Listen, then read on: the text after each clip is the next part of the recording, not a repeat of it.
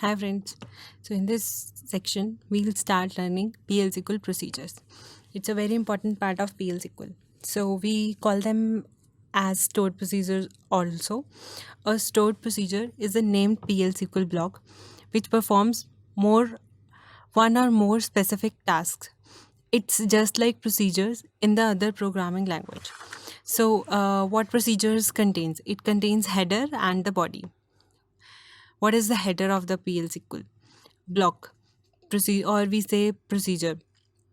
So the header contains the name of the procedure and the parameters of the variables to be passed into the procedure. And what is body? The body contains a declaration section, execution section, and the exception. It's just similar to the PL/SQL block which we have studied in the previous sections. So in the procedures, we can pass parameters. They are different type of parameters. In parameters, out parameters, and in and out both parameters. So the procedures, when we declare a procedure, the we can pass or we cannot pass the parameters. So that depends upon our choice, our code, that what we want to write. We want to pass the procedures, we want to pass the parameter or not. So what are the in parameters? The in parameters can be referenced by the procedure, and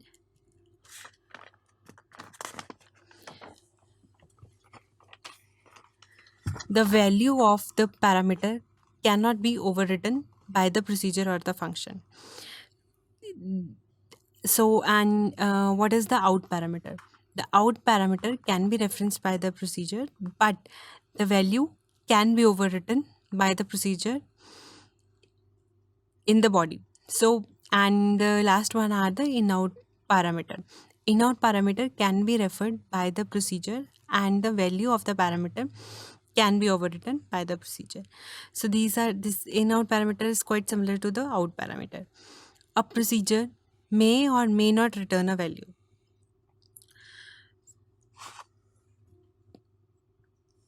When we write a procedure, it's not sure that it will return a value to us.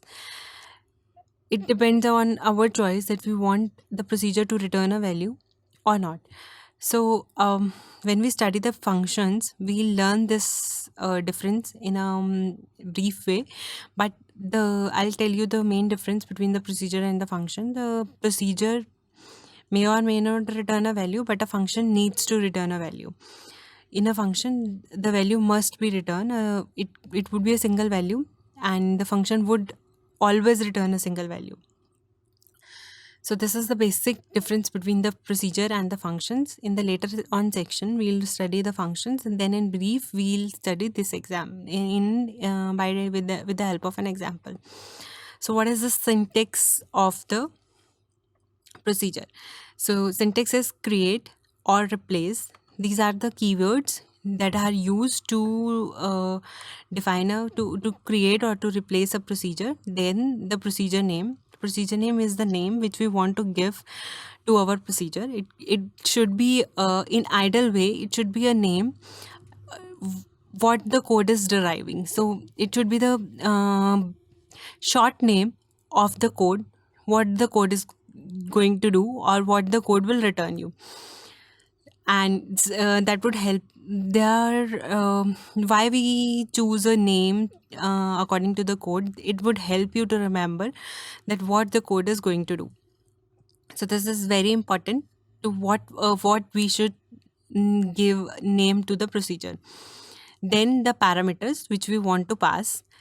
The parameters are in, out, and in out. So there could be any of them. Then we use the keyword is or as. Then we have the begin and the begin block and the end. In the begin, we could write the exception also, then the procedure body and the procedure name. So here I could add the exception block also. So in the declaration part, or I would say in the body part, the whole PL/SQL block is there.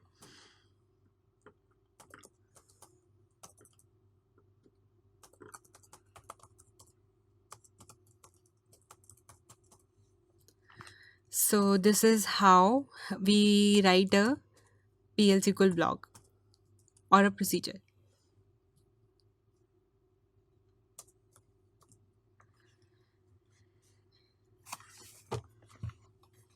So what is the requirement of is or as in this create or in this procedure? So is, it marks the beginning of the body.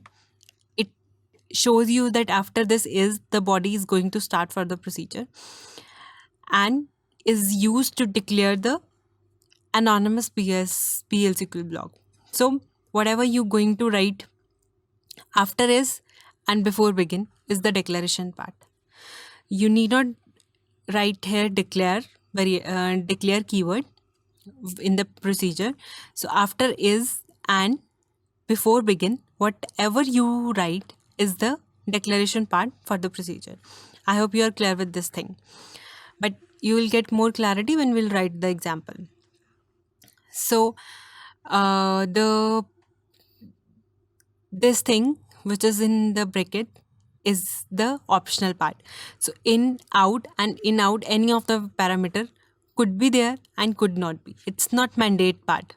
So we can write this, we cannot write this. If we cannot write, then also the procedure will compile. If we will write this, then also procedure will compile. And what is the usage of this create or replace? So the main usage for this is, if any of the procedure with the procedure name you will going to give, it already exists, then it will replace with the new one, with the new code which you are going to compile. But if the procedure is not an existing, then it will create. So this is how replace will help you to write your code. It will replace the existing block. If it is not present, then it will create the new block, create it as a new block. So this is all about the syntax of the procedures. We'll write an example and we'll learn that how we can write a procedure.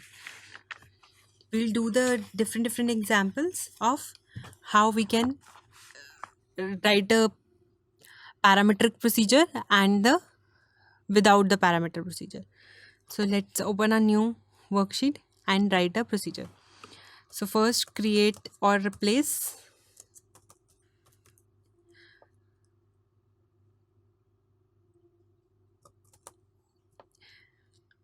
Then I'm going to select the employee count of the employee. So I will write here emp count.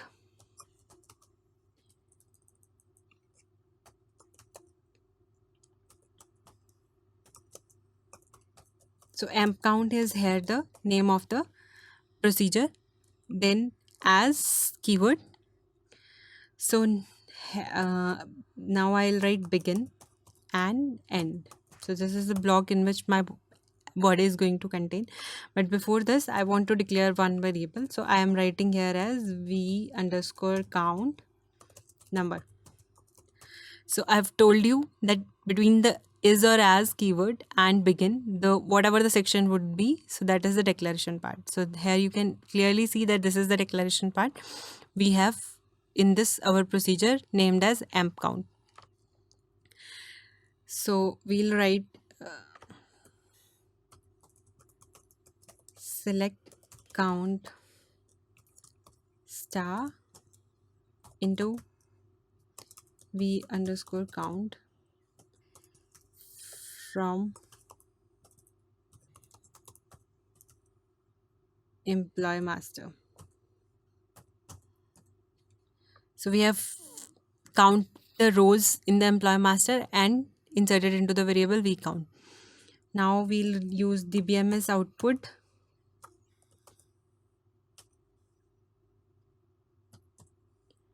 dot put underscore line.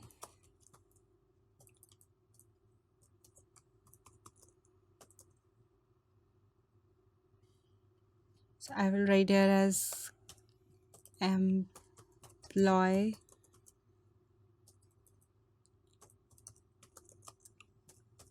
count is, then v underscore count. Before that, we need to write set server output on so that we can see the procedure dpms output. So this is all about the procedure. In the procedure will in the procedure you are here, this is the declaration part, then this is your block, begin and end block, in which you have selected the count, then the output return. So when I go to this and we'll check the procedure, there are no procedure here, as you can see, but after creating this there would be one which you can see there.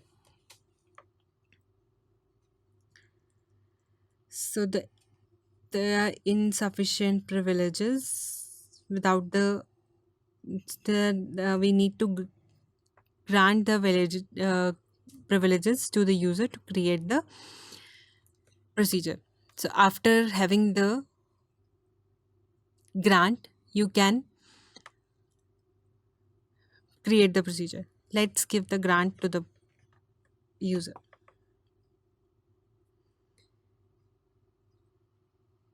So I'm connected to the sys user.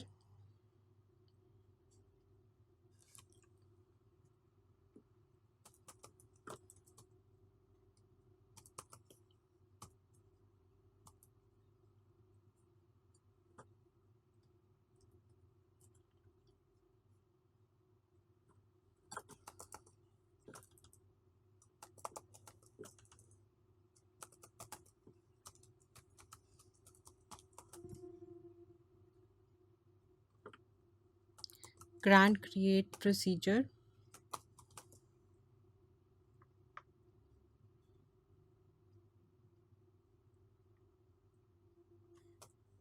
To tell comma.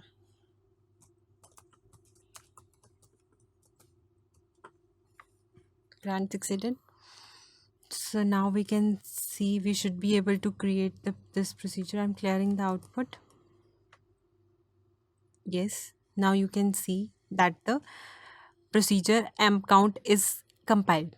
The procedure which we have created is compiled and you can see your procedure there. Let's do this server output on also.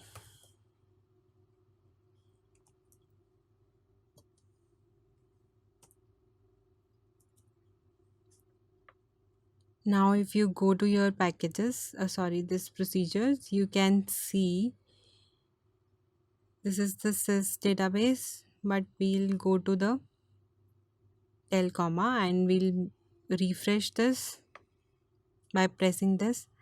Now you can see that there is one procedure is created, amp count, which you have created, which it is present here.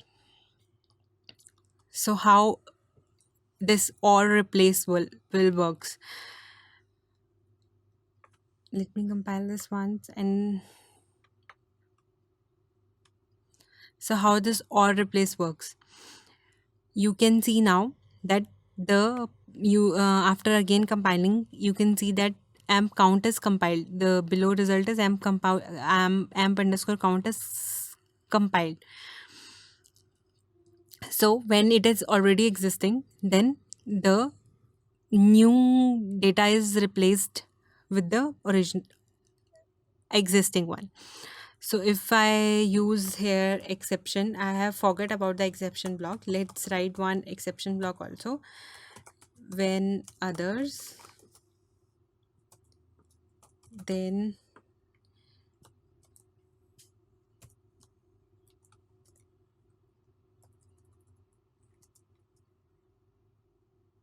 we write here that exception occurs.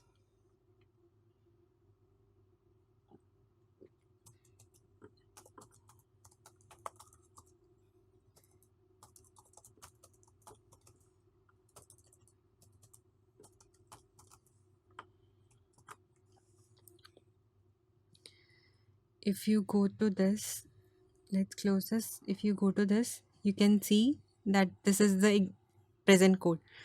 But if I'll compile it again and you after refreshing, you will see the code will get changed. F5, So the procedure is compiled.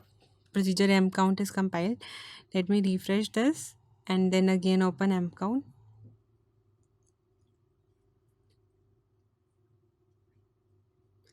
So now you can see that the procedure is again changed and we have the new code with us, what we have written after first compilation. If I'll change this name and make it as not m count, I want to write it as a employee count, and we'll compile this.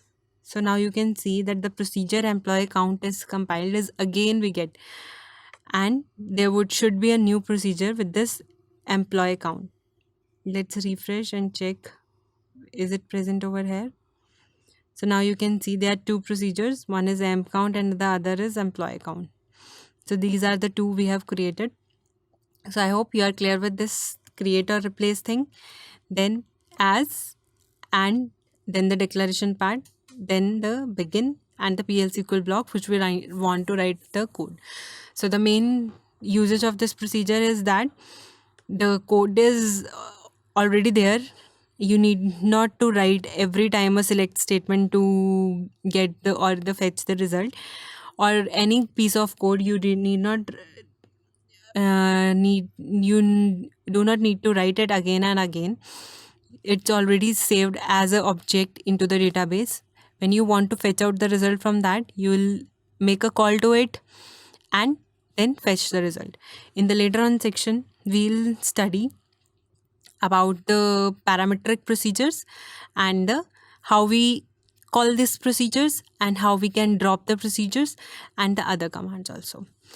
Try it yourself. Thanks.